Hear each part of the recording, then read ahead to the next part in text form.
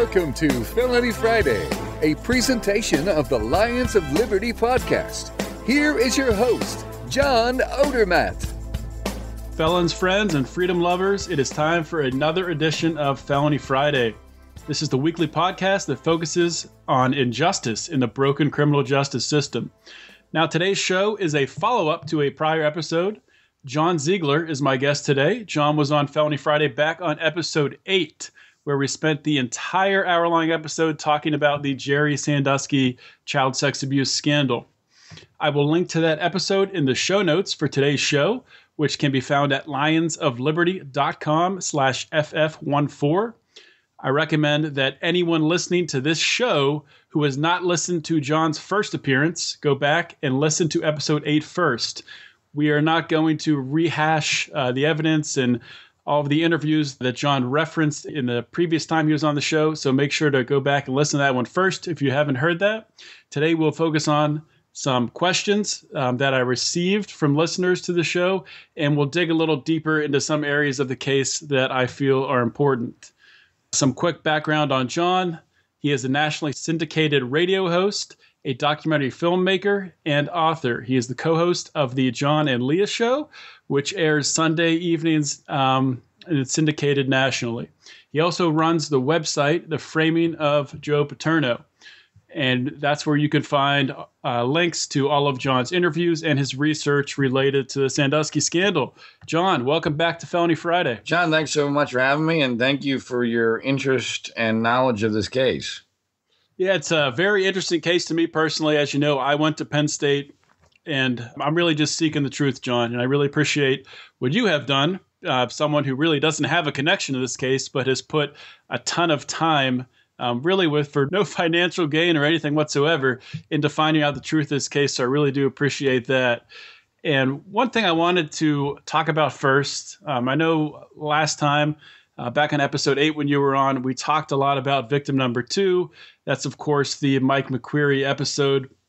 And you really destroyed the narrative that is rampant in the media on that case. That, of course, is the case where Mike McQueary claims to have seen a Jerry Sandusky raping a boy in the shower and ran away and then went to Joe Paterno. Joe Paterno went to administrators, and apparently that was the grand cover-up.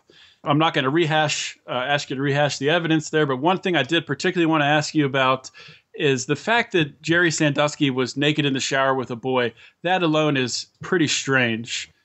Yeah, and I'm glad you asked that. We briefly mentioned it the last time, and we didn't get a chance to get back to it because it is definitely an issue for a lot of people that they just can't get past. And, you know, for a long time, I understood that. I thought, okay, well, it's so weird for most people to think, why in the world is someone showering with young boys apparently on a fairly consistent basis? It's inherently suspicious.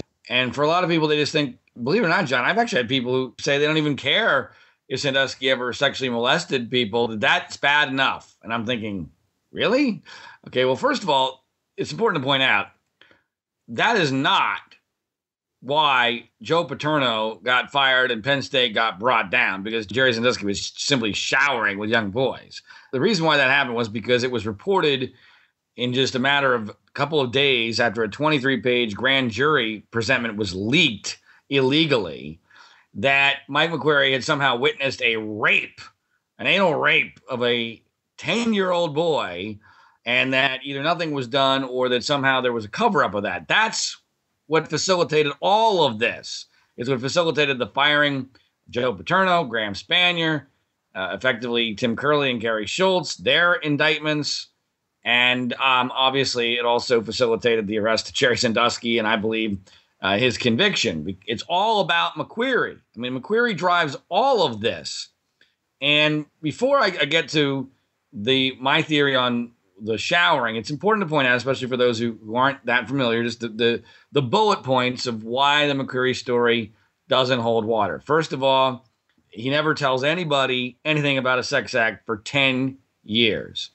When he does tell anyone about a sex act, it's under highly suspicious circumstances where I believe Mike McQueary had a lot of reason to be very willing to give investigators whatever they wanted because he thought they were talking to them because he had been sending naked pictures of himself through a Penn State phone to a woman, not his wife. When he does tell the story, he gets the date, the month, and the year flat wrong, which is something that to me is incomprehensible if he really saw a local legend raping a young boy. He also not only gets it wrong, he thinks that it happens after 9/11 when it actually occurred before 9/11.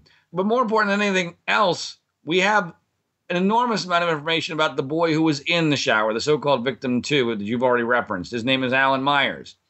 And if you go back and listen to what we talked about, I spoke in great detail about how it is that Alan Myers on numerous occasions over an extremely long period of time, in great detail and with great passion and against great odds, against his own self-interest, said numerous times that Jerry Sandusky was the greatest thing that ever happened to him and that nothing had ever occurred in the shower or outside of the shower. And he knew things that only the boy in the shower could possibly know. All right, so with all that said, here's the deal with the shower. First of all, the number one thing people need to understand is this did not happen as often as the prosecution perceived or portrayed that it did. As far as I'm concerned, we only know for sure of 2 times where Jerry Sandusky ever showered naked with a boy at Penn State. The Victim 2 episode in 2001 and the Victim 6 episode in 1998. In 1998, that episode was fully investigated by a DA that had no love for Penn State whatsoever, Ray Griecar. And after a full investigation, it was found to have been not valid. There were no charges filed, and nothing ever came of that situation, nor should have, because if you listened or read the testimony of that victim number 6 from 1998 at the Jerry Sandusky trial in 2012, it frankly reads like a statement from a witness for the defense. And this is a person who at that time knew he had a massive financial self-interest in Jerry being convicted and him being part of that conviction. And by the way, victim number 6 and his mother, who I think drove a lot of what victim number 6 did, ended up holding out for the largest settlement of any of the accusers in this case. Well, I don't know the exact amount. It might be close to $10 million for his role in this case that's has been reported in that vein. So we have these 2 episodes. Now, those dates are important, all right? Let me tell you why those dates are important, 1998 and 2001. But before I do that, let me give you some background. For a normal person, I would agree that showering naked with a boy would be inherently suspicious, especially today. But it didn't happen today. It happened in 1998 and 2001. Jerry Sandusky is someone who grew up in a rec home where nudity was quite common. There was people swam naked, they showered naked. This was part of his experience. He was from a very different generation. In today's generation, obviously, this is seen as taboo, forbidden, and for good reason. Now, why is that? Part of why that's the case is that we had something called the Catholic Church scandal, which brought to everyone's attention the idea of older men, younger teenage boys or adolescent boys in a sex scandal of a very wide breadth. Well, when did that come out, John? When did the Catholic Church scandal heighten everyone's sensitivities towards this? That came to public consumption and perception in the 2002, 2003, 2004 time period. That's after Jerry Sandusky showers with a boy in 1998 and in 2001. And in both of those episodes, he's told, hey, Jerry, you might want to knock this off. This is really stupid. Well, by all accounts, by all evidence, all real evidence, not by rumor, innuendo, or by accusers with, in my view, no credibility, it never does happen again after the 2001, early 2001 episode. It never occurs again after February 9th, 2001, the Victim 2 episode. And to me, I think the Catholic Church scandal really is incredibly important to all of this Because what occurred in the Sandusky Penn State story is that people saw these allegations through the prism of the Catholic Church scandal. But the events had occurred before the Catholic Church scandal changed the rules. And I think when you look at 1998, State College, Pennsylvania, Happy Valley in 1998 might as well have been 1958 as far as the level of the community's naivete and this, this very perfect environment where everyone's happy, the whole Happy Valley thing. This is not a very cynical era. This is a place where people trust each other. This is not a situation where in 1998 we had the same rules and the same cynicism that we do today, for better or for worse. Right. And so I think that unfortunately it's a complex issue. You need to have a lot of knowledge. You need to have a lot of context. But I really think that the number one thing that allows everyone to misperceive this case is the fact that the events occur before the Catholic Church scandal is known, but they come out afterwards. And I actually urge people to watch the movie Spotlight about the Catholic Church scandal, which won the Academy Award last year. Graham Spanier, by the way, thought it was the second best movie he saw last year. I've spoken to Graham Spanier about the movie. In fact, he's one of the first people I spoke to after I saw the movie. Because when you see this movie Spotlight, and by the way, they have Joe Paterno make a cameo appearance in a real cheap, low blow in a bar scene on a television set. Joe Paterno just happens to show up, which I'm sure was not a coincidence. When you watch the movie Spotlight with the right information and the right context, it proves what an absolute joke the whole Penn State Sandusky scandal is, because everything in Spotlight is the opposite. It's the opposite of what happens or allegedly happens in the Penn State Sandusky case. I believe that an educated understanding of the Catholic Church scandal shows you the absurdity of what we were told in the Penn State Sandusky scandal. Yeah, the Catholic Church scandal, that is an important reference point, and that's something that really no one else is talking about. So I think that is an important point. I am glad you brought up the 1998 incident, victim number 6, because another aspect of that a lot of people point to, as you mentioned, that of course was investigated by police. No charges were made, but during the course of the investigation, there was audio taken of Jerry Sandusky, I think, talking to victim number 6's mother. And this isn't a direct quote, but he said something to the effect of that he wishes he could take back showering with her son and that he wished he were dead, something to that effect. A lot of people have viewed that as an admission of guilt.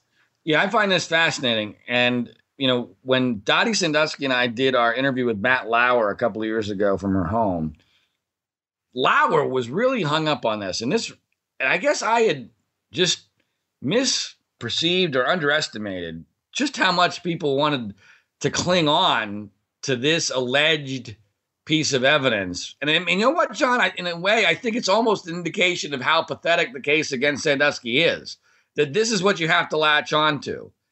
Because first of all, and I'm not criticizing you because you're not the only person that's made this mistake. In fact, I've been on the Dr. Drew show on CNN where a fellow analyst claimed to have heard or maybe even said she saw the tape of Jerry Sandusky saying he wishes he was dead. And I said, oh, really? I let her off the hook too easily because there is no tape. I knew there was no tape, and there is no tape. You can't find one because it does not exist. If it exists, it's never been released, not in court or anywhere else. No one's ever heard a tape. I don't believe there was a tape. And Jerry and Dottie don't believe that that's what Jerry said, but I don't even care if that's what he said. I wish I were dead. Just to interrupt for a second. So where did that come from then? I believe that comes from either notes and or testimony from a police officer. And so we don't know. The veracity of that is highly in question. And I know directly from Jerry and Dottie that neither of them believes that that's what Jerry said. But I don't care. I'm willing to say, okay, he said, I wish you were dead, because if you understand the context, it makes sense. First of all, and this sounds flippant, but it's not, the I wish I were dead thing. I say worse about myself on the golf course almost every single time I play golf.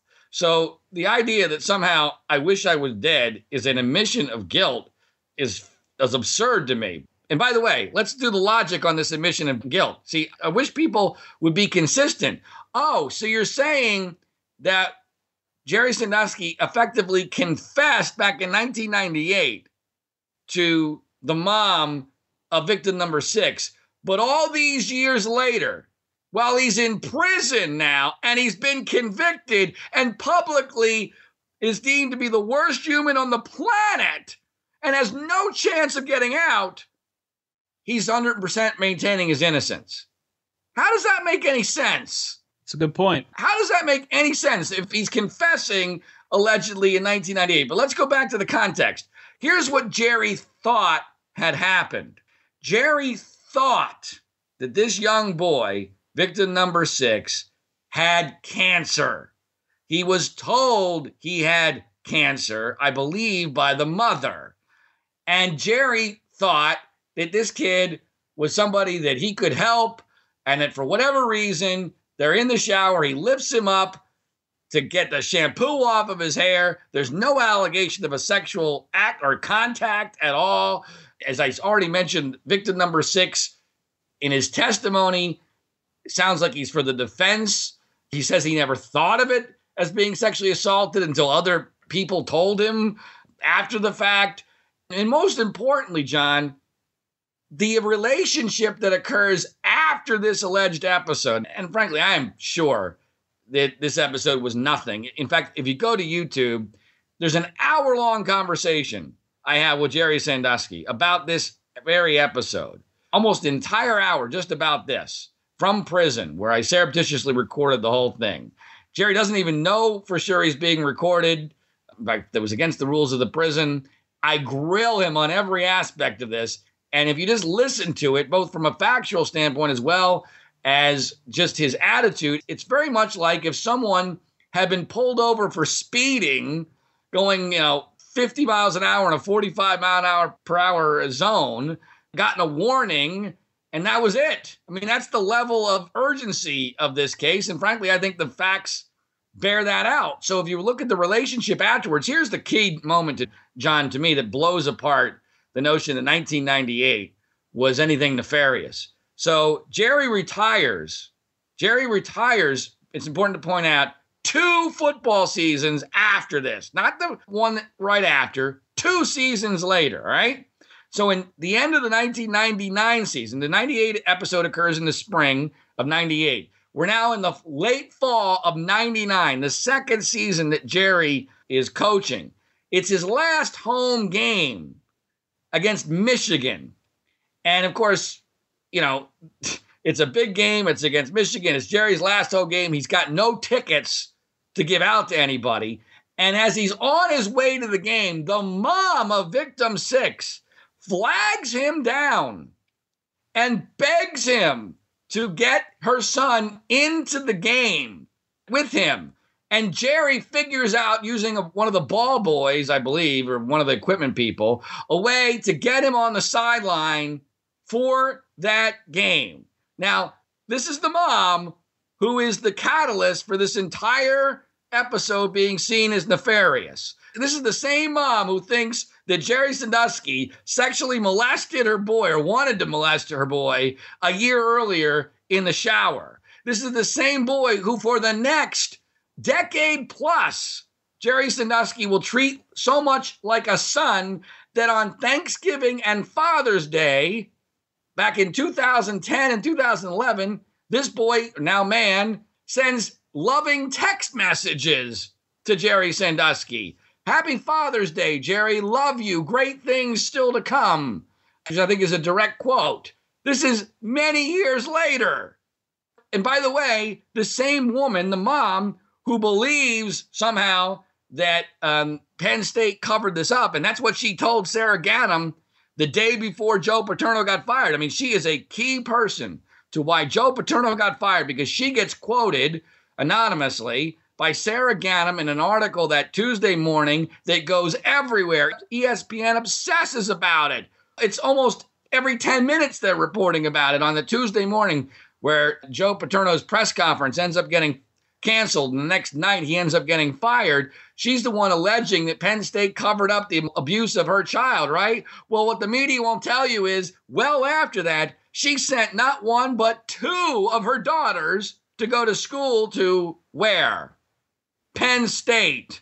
And I have a photo. Of her second daughter graduating from Penn State, the two of them together behind the "We Are Penn State" sign. It's not like, they weren't big Penn State fans after this.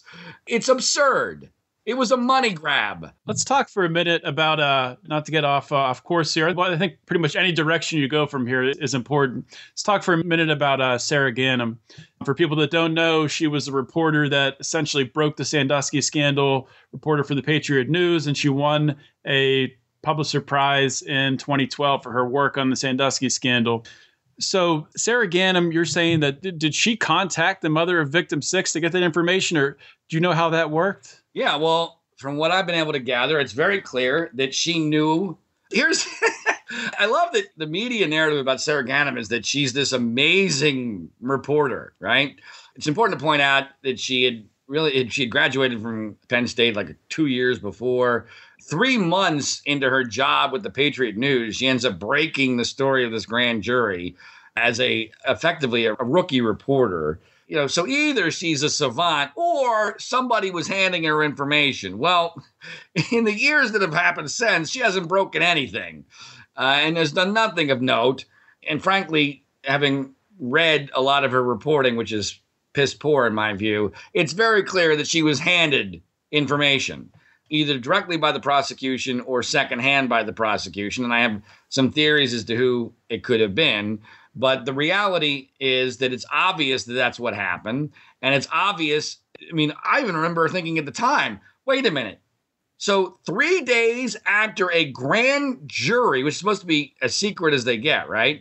A grand jury presentment is released. Sarah Ganim has interviews with the moms of both victim 1 and victim 6. How is that possible? Because you wouldn't even, if it was really secret, you wouldn't even know who the hell the victims were. And then trying to track down the moms and then get them to talk would be impossible in that short a time frame under that environment. Well, it's very clear now that Sarah Ganim knew all along who victim number 1 and victim number 6 were, because she had been told and that she had been given information. And why was she given that information? This is incredibly important.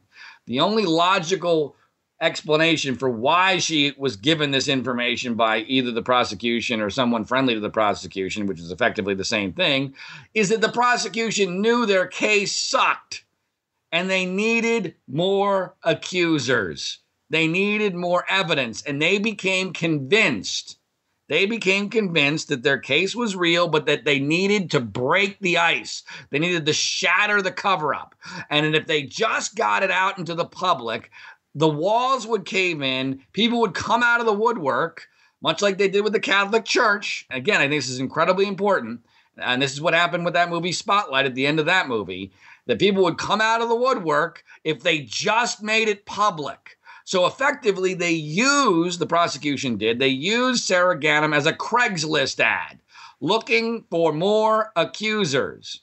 And interestingly, they didn't get much. They really only got one key accuser after that Sarah Ganim article in March of 2011, almost exactly 5 years ago to the day. And that particular accuser is integral to this whole case, and I think shows what a scam the entire case against Sandusky was. But Sarah Ganim is a fraud.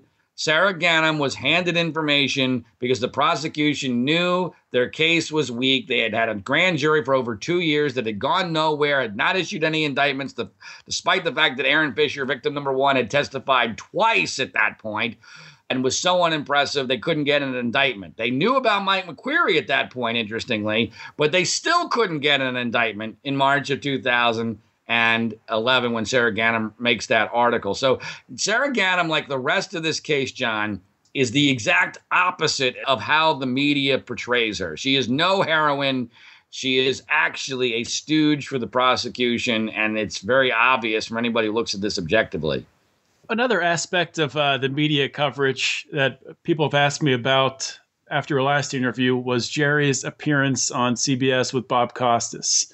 And of course, that's the appearance where, Costas is there with Sandusky's lawyer. Sandusky's on the phone, and Bob asked him something to the effect of, are you sexually attracted to underage boys or to young boys? And Sandusky repeats the question back, and then he rambles on about liking young boys, liking spending time with them, before finally saying, after seeming like forever, no, I'm not sexually attracted to young boys. How would you defend that response there? A lot of people would criticize this and say, obviously, if he's not attracted to young boys, why wouldn't he just come out and say, of course I'm not attracted to young boys? Well, this is very interesting because, like most people, when Joe Paterno got fired, I presume Jerry must be at least somewhat guilty. And I think that's a huge fallacy that a lot of people, especially in the news media, bought into. And it's important to point out that the Bob Costas interview on NBC occurred after Joe Paterno was fired. So everyone is presuming when they hear the Bob Costas interview that Jerry is guilty, because otherwise Joe Paterno would never have been fired. I mean, everything in this case happens in the wrong order, right? I mean, Joe Paterno's firing should have been the last thing that would have occurred if everything was true, not the first thing that occurred. So everything's out of order. And Paterno, I cannot emphasize this enough, Paterno's firing ends any chance for Jerry to get a fair trial, because everybody, including the media, logically, understandably presumes, oh, Jerry must be guilty. Now, so that's important for the context of the nature of the Costas interview. When I heard Jerry's answer to, are you sexually attracted to young boys? That's the first time I ever thought maybe he's innocent. And I know that sounds bizarre to some people. It sounds obviously counterintuitive, but it makes sense if you think about it logically. Because what was being alleged here is that Jerry Sandusky was a monster pedophile for decades, right? Well, I'm sorry, a monster pedophile who has been engaging in this behavior for decades could never possibly have gotten away with it as scot-free as Jerry Sandusky had to that point if he was unable to simply answer the question, are you sexually attracted to young boys? A pedophile would have that answer down pat and would be prepared for it and would be ready for it and would answer it 100% every time. However, the guy who is caught in a firestorm that he's completely confused by and never even thought of himself as even remotely being a pedophile might go, that's an odd question. Let me think about it. I've never thought about that before. No, I'm not sexually attracted to young boys. And John, when I met Jerry Sandusky and I interviewed him twice in prison and also twice on the phone, I can assure you this is exactly how Jerry Sandusky talks. It drives his wife crazy. It drove me a bit crazy, only having to deal with it for a much shorter period of time. If you ask Jerry what time it is, unless he has two watches on, he's likely to go, well, I'm not 100% sure, but I think it's somewhere around 3:30. I mean, that's just the way he talks. And other people have said exactly the same thing about Jerry. So I totally understood that it was a horrendous answer and that people were going to further believe what they already wanted to believe, which was that Jerry was guilty. But I think a reasonable, objective response to that, even without the information I have as to how that's the way that Jerry talks, and he's incredibly naive, would lead one to question it. And also, John, it's important to point out the context of the interview itself. And this is something that doesn't get talked about at all. Maybe I don't know if it's been widely reported or not, but I've mentioned it in prior interviews. And that is, Jerry didn't know he was going to be interviewed. Here's what happened there. This is important. Joe Amendola is doing an interview with Bob Costas. And what I think occurred was that Joe thought he was making progress with Bob Costas. Because you got to remember, Bob Costas is a smart guy. Bob Costas, to this day, is by far the most open-minded person in the mainstream media about at least the Joe Paterno angle here. Now, publicly, he'll never wade into the Jerry might be innocent pond because that's just too toxic and he has too much to lose. But I've communicated quite a bit with Bob Costas over the last several years, and I believe that Bob Costas is more knowledgeable of this case than anyone. So Joe Amendola, Jerry's attorney, thinks he's making headway with Costas. And Costas says to him, well, can we talk to Jerry? And I think Joe decides, maybe to use a football term, almost like a Hail Mary. I think he decides, you know what? Maybe Costas will understand this. Maybe he'll give him a fair hearing. I want to show Costas I've got nothing to be afraid of, that Jerry's got nothing to be afraid of. I'm just going to let him talk to him. But here's the other key. I think Joe and Bob had a miscommunication about what the nature of the agreement was. I think Joe thought Bob was going to talk to Jerry for maybe 2 or 3 questions, maybe 2 or 3 minutes tops. Well, Bob, being a seasoned journalist, gets Jerry Sandusky on the phone in an impromptu, non-planned interview. Jerry's not shutting up because Jerry's a nice guy and he's super naive, and Bob just keeps going and going and going. So Jerry literally has zero preparation for this. Zero. He's sitting at home. He gets a phone call. Joe says, hey, you want to talk to Bob Costas? And Jerry says, okay, fine.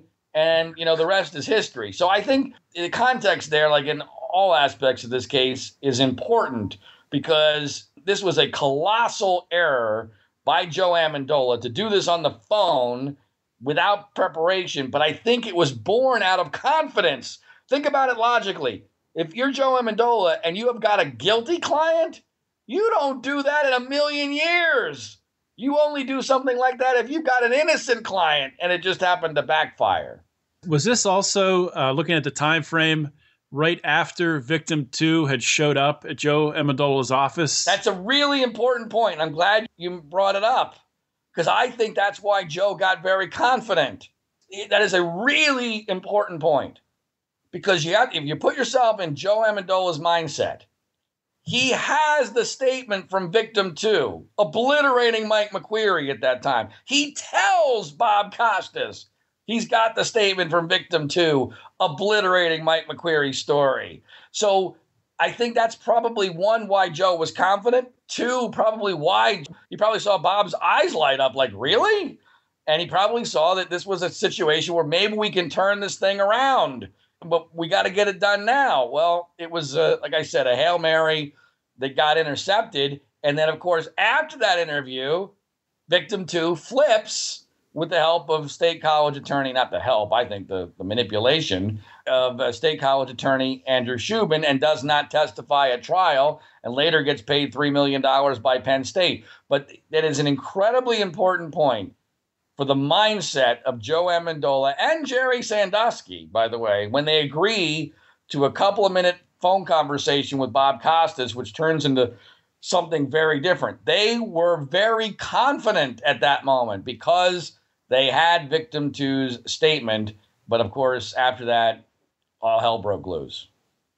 Yeah, that's definitely an important thing to keep in mind. Let's move on and talk about Matt Sandusky. For those listening, Matt Sandusky was adopted by Dottie and Jerry, came from a very troubled background, and he was actually, I think, on Jerry's side all the way up through the beginning of the trial. Even after Jerry wasn't indicted, I think he went to court in order to allow his kids to still see Jerry. And then during the trial, he flipped and went against Jerry, and I think he ended up getting a settlement from Penn State. So what's Matt Sandusky's deal in all this, and why should we not believe Matt Sandusky's story of abuse? Well, I think Matt Sandusky's real story here is incredibly important to understanding what really occurred. And John, in all seriousness, and I've thought about this a lot, I'm not sure that if you gave me a couple of days that I could come up with a set of facts that made it more obvious that someone was lying than the facts that I'm about to give you about Matt Sandusky. All right. Of all the aspects of the case that I am sure of, and I'm in almost 100% range on most of it, I am most positive that Matt Sandusky is lying about being abused by Jerry Sandusky. I would, without hesitation, if it was a yes or no, I would bet my daughter's life that Matt Sandusky is lying. And here's why we know. And I'm going to just give you some of the highlights. I mean, I could talk for hours about this, but here's how we know. The first thing you mentioned, the adoption. Yes, he was adopted at the age of 18. He was adopted at the age of 18 after begging Jerry and Dottie to adopt him at 18. That's, depending on his ever-shifting timeline, that's 4 to 6 years after he was abused by Jerry Sandusky. All right. Now, does that alone prove that he was not abused? No, but I would venture to say that not too many 18-year-olds who have been sexually abused by their adopted parents in a foster situation decide that they beg to be adopted. But that's a small part of the overall piece of the puzzle here. The other aspect of this is that we have a situation where Matt, when the arrest occurs, Matt Sandusky goes to court to fight his ex-wife for the right for his children to still visit Jerry Sandusky alone. Now, this is after Jerry has already been disgraced, after everything's public. This is, it's not as if he's not aware of the allegations or that somehow, Jerry is still this beacon of the community who he wants to be on the good side of. This is the disgraced Jerry Sandusky.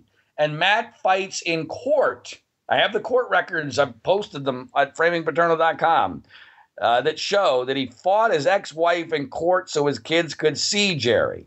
Now, before that, Matt Sandusky only testifies one time in this case, and it's not at trial. It's at the grand jury. And at the grand jury, Matt Sandusky testifies unequivocally that Jerry Sandusky never abused him and that the accusers are not to be believed. It was a full-throated 100% support of Jerry Sandusky. Matt Sandusky was so incensed by what was happening with the investigation, he wanted to hold a press conference decrying the entire matter, but his attorney convinced him not to do so. By the way, at one of Jerry's post-arrest events, Matt Sandusky is standing behind him in support of Jerry Sandusky. Well, all of this changes not because, as Matt now claims, he suddenly remembered. By the way, he contradicts himself in his numerous interviews. Sometimes he says he didn't remember. Other times he says, like in the documentary film Happy Valley, he says he wanted to stop lying. Well, which is it? Did you suddenly remember you were abused, or did you want to stop lying? See, I mean, it's one of many massive contradictions that Matt Sandusky has basically created because of all these differing stories and the fact that he's trying to keep his story straight and can't. But one of his stories is that he goes into court on the first day of the trial. By the way, he's sitting with Dottie Sandusky the first day of the trial. He's sitting with Dottie Sandusky, and one of his stories is that in seeing the testimony of victim number 4, he realizes, oh my gosh, I was molested. And then he never goes back to the trial again. And in the middle of the trial, he goes to the police and he tells them a very, very benign story of abuse that is vastly different than the current story that he's telling. Well, let me tell you what really happened. Matt Sandusky did not go into the first day of court and suddenly realize, oh my gosh, I was abused by Jerry Sandusky. What he realized was, oh my gosh, Jerry's going down. The fix is in here. This is the Salem witch trial, and my meal ticket is going with it. And I've got to make a decision. And this might be my last chance to jump ship. And Matt decides to jump ship. And if you watch that Happy Valley interview that I referenced already, he actually says, do I continue lying or do I risk everything and tell the truth?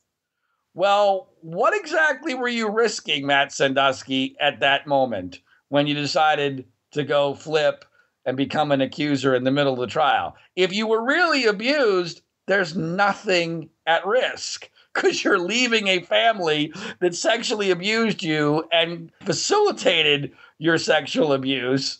And Jerry Sandusky is going down. His name is disgraced. There's nothing more they can do for you. There's no risk. It's only a risk if you're telling a lie and you're not sure if maybe it's too late to get on the gravy train, and maybe somebody's going to say, wait a minute, your story doesn't make any damn sense. Well, Matt Sandusky correctly read the tea leaves and the wind direction, and nobody in the news media has given him any scrutiny at all, when all you have to do, and go to YouTube and check out John Ziegler, Matt Sandusky, Oprah Winfrey, and look at the clips from the Oprah Winfrey interview that Matt Sandusky did, and Matt Sandusky's answer to the question from Oprah, how do we know you're telling the truth, makes Jerry Sandusky's answer to Bob Costas on Are You Sexually Attracted to Young Boys seem like something Abraham Lincoln might have said.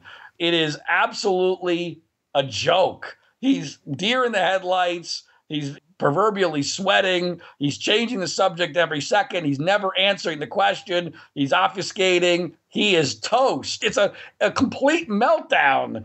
Yet, because the media doesn't have any incentive to create that narrative, it was ignored. And finally, I'll just leave you with, Matt has 5 siblings, adopted siblings. Every single one of them is on the record saying that they are positive that Matt is lying and that Matt is a horrible human being. And one of them has told me that Matt actually tried, before he flipped, he tried to get another one of the siblings to flip with him because he wasn't confident enough to do it on his own. And they told him, go pound sand. I'm not going to do this. I wasn't abused, and neither were you. So Matt Sandusky is literally the worst human being in this entire saga. And that's really saying something. You know, he tried to commit suicide, John, when he was a teenager. And he's trying, and he's done successfully, in fact, even fooling I think it was a New York Times reporter, that somehow this suicide had something to do with his abuse. Because now, of course, everything in retrospect is Jerry's fault. Well, what he doesn't tell anyone is he didn't try to commit suicide alone. He tried to commit suicide with a girl who was living with the Sanduskys at the time, who was not related to him or anyone else. They had taken her in because she was a single mom. And the reality is, because I've spoken to that woman at length, and she was stunned by Matt Sandusky's allegations and even more incensed that he's trying to claim that the suicide had something to do with abuse. The suicide attempt had nothing to do with abuse. It had to do with the fact that they were in a Romeo and Juliet love situation, and they felt as if somehow, this was their lives had ended, and they might as well end it together. And they tried, and they failed to commit suicide. I don't know how committed they were, but this was a romance situation. This was not an I'm abused by Jerry Sandusky, so I'm going to kill myself circumstance. I know of nobody who knows Matt Sandusky who has anything good to say about him. And that's not just people from the Sandusky family. That's people who have employed him, people who have known him. He is a bad, bad person. And his therapist at the time of the suicide actually told Jerry and Dottie that he has no conscience. No conscience. So he's a sociopath, which is what you'd have to be to spread the lies that Matt Sandusky is currently doing and getting away with because of media incompetence in this country. Yeah, I watched his interview with Oprah Winfrey today, and yeah, it's pretty hard to believe his story after watching how he answers Oprah's questions. I will link to that interview in the show notes, and I definitely highly recommend that everyone watch that as well and make your own opinion on Matt Sandusky. Wanted to talk about Scott Paterno next. Scott Paterno's role in this whole thing. I watched a video on your website, it's on YouTube, titled Inside Scott Paterno's Role in the Fiasco and His New Revelations. In this video, you talked about a lot of the upside down logic in this case, where you would think someone like a Scott Paterno would question Mike McQueary and Mike McQueary's story, but in the beginning, he supported McQueary before later flipping on him. And one of the things that really stood out to me, you talked about how Scott Paterno was angry with you for interviewing Jerry Sandusky in jail. Can you talk about and answer maybe why Scott Paterno would be upset with you for doing that?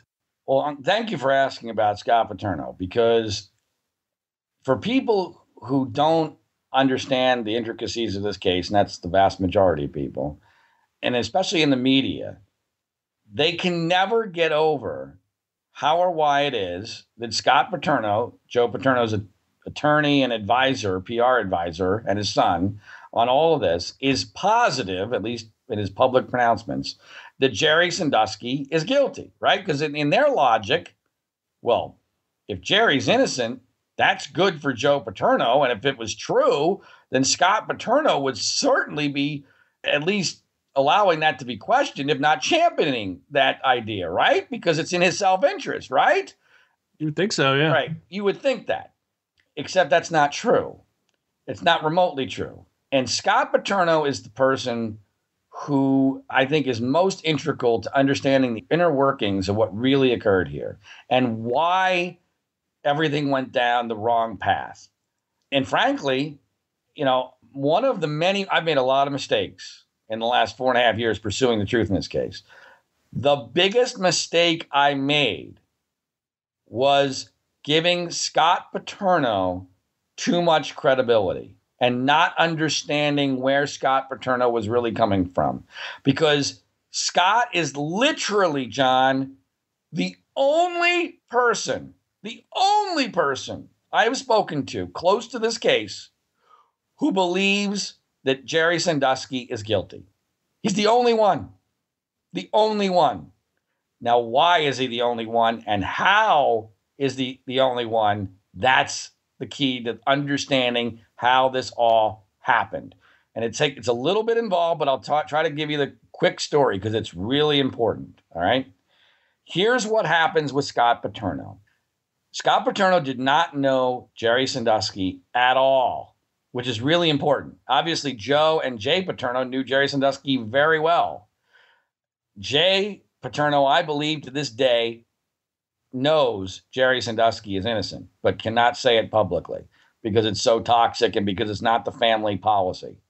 But Jay knew what a goofball Jerry was, and Joe knew that as well. And if you read Jay's book, I think it's pretty clear Joe didn't think for sure that Jerry Sandusky was guilty, even well after all this happened and on his deathbed. I think that's why Joe says, I just want to know what the truth was. Why would Joe Paterno say that if he was somehow sure that Jerry was guilty?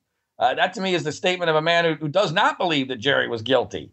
But Scott didn't know Jerry. So in the fall of 2010, David Jones, the Penn State newspaper reporter, beat reporter, has a beer or some sort of meeting with Scott Paterno.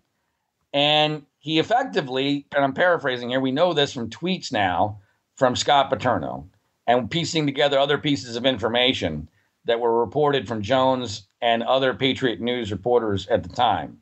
We've been able to piece together that Jones tells Scott that Jerry's being investigated for child sex abuse, that he's a pedophile, and that David Jones believes that Joe knew and that he's going to bring down the whole program, something to that effect. I mean, and Scott's like, what the hell is going on? What is this about? Now, David Jones, it's important to point out, is someone who is anti-Paterno.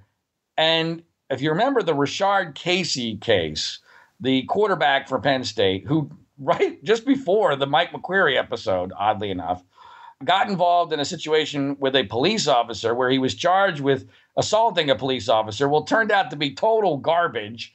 And Casey got paid 7 figures in a settlement. David Jones bought in to the Rashard Casey story 100% and never apologized and even basically claimed that there was a cover-up involving that. So that was the context, the history. That was the case where Paterno stood behind Rashard Casey, exactly. Right? And I think the Rashard Casey case really sets the whole Sandusky case up. It happens a year before the McQueary situation occurs. And I think that stays with Joe Paterno forever. I mean, he stood by Casey and he was right. And the authorities were wrong. And Casey, as I said, ends up getting paid a settlement. Anyway, I don't want to get too, it is a long story. So let me try to give you the bullet points. So Jones says this in the fall of 2010 to Scott Paterno. Now, I'm trying to be very charitable to Scott Paterno. I think I've been very fair to him, even though I've been very critical. This has an enormous impact on Scott Paterno's perception, right? Because he's being told by someone who is supposedly in the know, Penn State's beat reporter, that Jerry Sandusky is being investigated and blah, blah, blah, blah, blah. Well, a couple months later, Joe Paterno gets subpoenaed to testify in a grand jury involving Jerry Sandusky sex abuse allegations. In Scott's mind, right, and the way Scott's mind works, and I know Scott pretty well as an adversary, in his mind, he's thinking, holy crap, this has got to be all true. I got told by David Jones this was going to happen. Now, interestingly, Scott, and I've told Scott this, and he's too much of a coward to admit that I'm right, Scott and Jones, after the story breaks and all hell breaks loose, they both misperceive what Jones knew about. They think Jones knew about the McQueary episode. He didn't. Jones heard a second or third-hand story about the 1998 episode, which is totally different, as we've already gone through, and has nothing. I mean, there's no guilt anywhere that anyone can remotely prove on Penn State or Jerry Sandusky or Joe Paterno in 1998. But here's how we know that. We know that because Jones, who had a bad relationship with Spanier because of the Rashard Casey situation, has a coworker send Graham Spanier an email. I've spoken to Spanier about this. And the email, the information in the email, is only consistent with the 1998 allegation. It is inconsistent with the Mike McQueary allegation. And interestingly, this is the first time Spanier can recall anyone ever saying to him that Jerry Sandusky might have acted inappropriately with young boys in a criminal fashion. And this was in late 2010. This is before Spanier gets subpoenaed to testify in the grand jury. Interestingly, Spanier returns the email saying, this is the first I've ever heard of it. Can you give me some more information? The Patriot News doesn't return the email. So they clearly didn't have very much. If they don't even return a damn email when the president of Penn State responds to this allegation, what do you know about a sex abuse claim against Jerry Sandusky while he was working at Penn State? And so it's very obvious to both me and Spanier that Jones had bad information. To this day, Jones thinks he knew about McQueary. He didn't. He knew about 1998. And so why is this important? So it goes to Scott Paterno's mindset. So when Joe Paterno goes into that grand jury, Scott is already presuming that Jerry's guilty. You got to remember, Paterno's a Republican. Scott Paterno is a Republican lobbyist. This is really a significant fact. What does it mean that he's a Republican lobbyist? Well, what happens in November of 2010? Tom Corbett is elected as the Republican governor of Pennsylvania. So we've got a Republican administration. Corbett was the Republican AG that started this investigation. These are Scott Paterno's people to whom he is beholden. His entire career is beholden to Republicans in Harrisburg. He's not going to do anything to buck this investigation or to mistrust it. He's going to believe it. Plus, it's the Republican mentality, as I'm one of them, that everybody's guilty. The prosecution's always right. So as Joe's lawyer, he's prepping Joe under a presumption that there's something to this. And so as Scott starts to get bits and pieces of information, he starts to think, holy crap, this whole thing is real. So when we finally get the next November to Jerry's arrest and the grand jury presentment comes out and it's horrific and the whole McQueary rape thing is in the allegations, Scott thinks, oh my God, Joe's getting fired. This whole thing is real. Jerry's a pedophile. And what does Scott do? Scott goes out on the night of November 8th on the front lawn of Joe Paterno's house and effectively declares Jerry Sandusky guilty on national television, saying that he wanted to have a prayer for the victims and that no matter what else happened, that a lot of young boys had been damaged. And he makes a big show of this. Well, That's game. By the way, Scott was too stupid to understand that this actually made it far easier to fire Joe Paterno the next day. Because in order to fire Joe Paterno, the first thing the Board of Trustees needs to know is that Jerry is guilty. Because if you fire Joe Paterno and Jerry's innocent, then they're the biggest idiots in the history of mankind. Well, Scott alleviates any issue with that because he declares, here we have effectively the voice of Joe Paterno, who has not spoken since the scandal broke, since Jerry's arrest, because they canceled his press conference. You have effectively the voice of Joe Paterno declaring Jerry Sandusky guilty on the front lawn of Joe Paterno's house. That is devastating. And it's, I believe, a large part of the reason why Joe gets fired the next day. Why is this all significant? It's significant because now Scott Paterno is fully 100% invested in Jerry Sandusky's guilt. Because if Jerry Sandusky is not guilty, all of this is Scott Paterno's fault.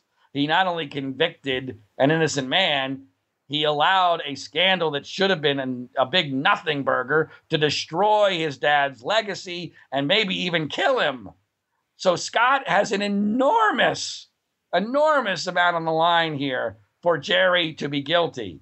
And that's why, in my estimation, Scott has cut off any discussion of Jerry's innocence. And when he calls me, the phone call that I have of Scott Paterno calling me after I interviewed Jerry Sandusky might be the most important piece of evidence that I personally have had in the shaping of my opinion on this case, John, because I still wasn't sure that Jerry was innocent at all. In fact, I was pretty sure he was guilty when I interviewed him the first time in prison.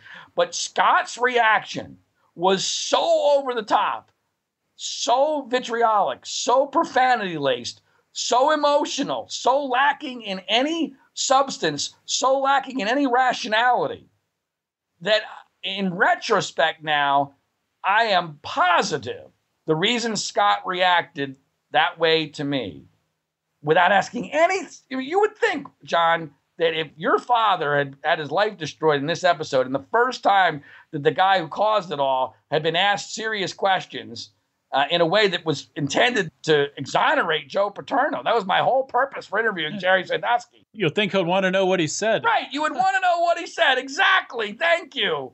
Scott did not want to hear one word. Not one word. Didn't ask one question. In fact, the only question he asked me about the entire interview was, is it true that Jerry doesn't like my dad? And I thought that was really odd. I think it was, I'm still not 100% sure why he asked me that question. But, that whole issue of, I said after I interviewed Jerry that I was stunned at how much disdain Jerry had for Joe Paterno, because again, I'm presuming Jerry is guilty, right? And if Jerry's guilty, he causes Joe's downfall and maybe his death. And I'm thinking, my God, what kind of a monster would you have to be to not at least have a little bit of guilt over what you did to Joe Paterno? And then I realized, wait a minute, it makes a hell of a lot more sense if Jerry is innocent, then he would have some disdain for Joe Paterno, partially because of what Scott did, but also because Joe's own testimony, which I think was a misrecollection that was planted in Joe's brain by the Attorney General's office and maybe Scott Paterno himself, helped facilitate him going to jail, going to prison, being disgraced for the rest of his life. Because Scott Paterno would have had his meeting with David Jones prior to Joe testifying to the grand jury, right? That is correct. And it is very clear to me that, and by the way, there's so many different things I want to say here, but go read Jay Paterno's book. I think it's page, this is off the top of my head. I think it's page 344. It's something in that range. Jay Paterno, I believe, leads a breadcrumb in the book to show you that Scott doesn't care about the truth in this case. Because Jay Paterno tells a story needlessly. There's no need to tell this story. He tells a story of how he went on and did some media interviews, and he said something that contradicted both the prosecution of Jerry as well as one of the accusers. Because Jay knew that the allegation had not occurred. And it was one of these ridiculous things that had been accused of, where the program somehow was facilitating Jerry's actions. And Jay says that Scott calls him up and says, look, you did a good job, but we can't be doing anything to contradict the accusers. I'm paraphrasing here. We can't do anything to contradict the accusers. We can't be seen as doing anything that facilitates, Jerry's side of this. And I thought that was very telling that, and Jay's response, by the way, in the book to Scott is, but Scott, it's the truth. I think that's actually a direct quote in the book. And so my point of this is that Jay is leaving a breadcrumb in there that Scott's motivations here are about public relations. And the public relations are twofold. They're one, because Scott, and I'll give him the benefit of the doubt. I think Scott has made a political, because he's a political guy, he's made a political determination that the only way out of this in the long run is to play along with the media's game and beg for forgiveness and some sort of, absolution, or however you want to look at this. And that in the long run, Joe Paterno will be forgiven, if the Paterno family plays nice. That's number one. But number two for Scott Paterno is he is personally invested in Jerry Sandusky's guilt. You have to remember, Scott Paterno is a loser. Scott Paterno has never done anything on his own. He ran for Congress back when the Paterno name was gold, and he got crushed in a Republican congressional primary. He is a nobody. This is his entire claim to fame. And the family, within the family, John, at the time of the scandal, Scott was the hero, bizarrely enough, because Scott was the one sounding the alarm bells that Joe's in trouble. Scott was the one that was right that when he said Joe's going to get fired. Scott was the one that was right when he said, we got to really get out in front of this Jerry situation. It's really bad. Well, he wasn't right. He was wrong. And his actions actually facilitated all of this. It facilitated Joe Paterno's firing. It facilitated Jerry Sandusky not getting a fair trial. And it facilitated cementing in stone the public misperception and the misperception of the news media that somehow there was a cover-up at Penn State and that Jerry Sandusky was a monster. When Scott Paterno accepted that Jerry Sandusky is a monster narrative for which there's zero evidence or logic, when he accepted that narrative in order to play nice with the media, it was over for Joe Paterno in the long run among public perception. Now, he may eventually, and I think he already has, restored his perception among Penn Staters. But Penn Staters have a different incentive here. They have a different level of knowledge. They're obviously much closer to the story. But I'm talking nationally.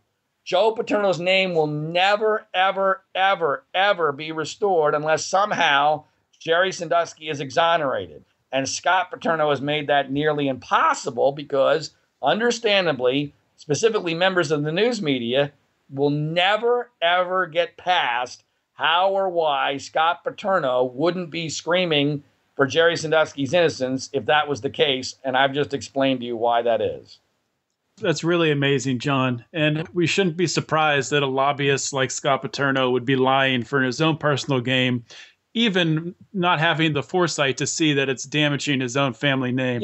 Just to be clear, John, I'm not 100% sure of what his real beliefs are. I've thought a lot about this.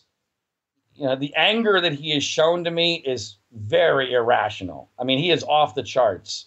Not just in that phone call to me, but tweeting. He hasn't done it recently, but even just a few months ago, he was still tweeting very nasty things at me, calling me a loon, mocking me, never accepting I've offered him $10,000 to his charity of choice to debate me about this. He won't do it.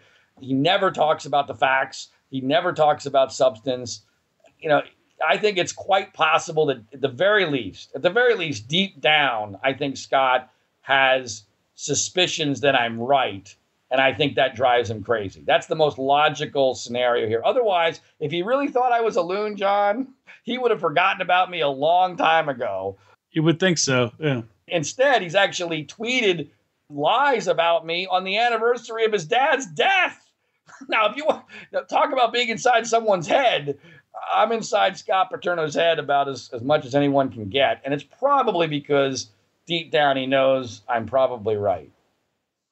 Well, John, we've done another hour on this again, so that's 2 hours total. Thank you for being so generous with your time. We covered an insane amount of material. I will try to link to everything in the show notes.